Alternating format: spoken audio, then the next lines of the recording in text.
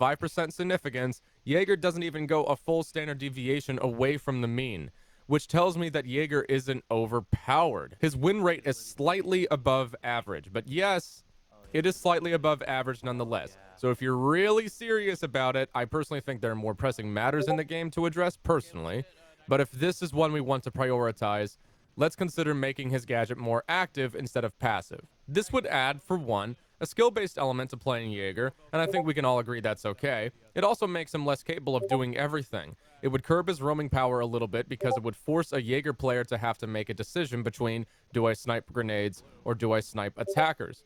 If there is an active element to the gadget, I think that it should be activated kind of like the remote detonated charges we already have in the game, wherein it will start working for a certain period of time, but perhaps it could snipe an infinite amount of projectiles.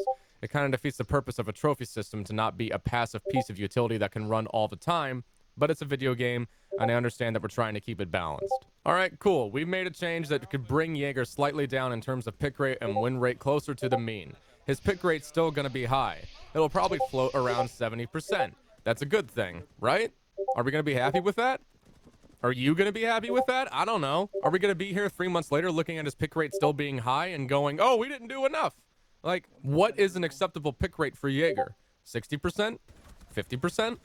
We haven't done anything to the attacking meta and the fact that they rely almost exclusively on throwables and launchables to clear defender utility. In fact, the hard breacher that we just added to the game uses throwables as his hard breach gadget. I think Zofia and Ash are still going to remain part of the top 20% of pick rates. I want to run a thought experiment here real quick before we go any further. Let's say Jaeger is overpowered, therefore we should nerf him. If Jaeger was overpowered, that would seem like a logical statement. But based off of Yubi's own data, it would appear because his win rate is not abnormally high, and I showed you the outlier test, he's not. If Jaeger's pick rate is too high, we should nerf him. Okay, let's revert that Goyo nerf, because his pick rate's too low, guys. Come on. Let's buff Lion. His pick rate's too low. Anybody want to do that one? See, this is where I kind of start to disagree with all the calls to nerf this one character solely.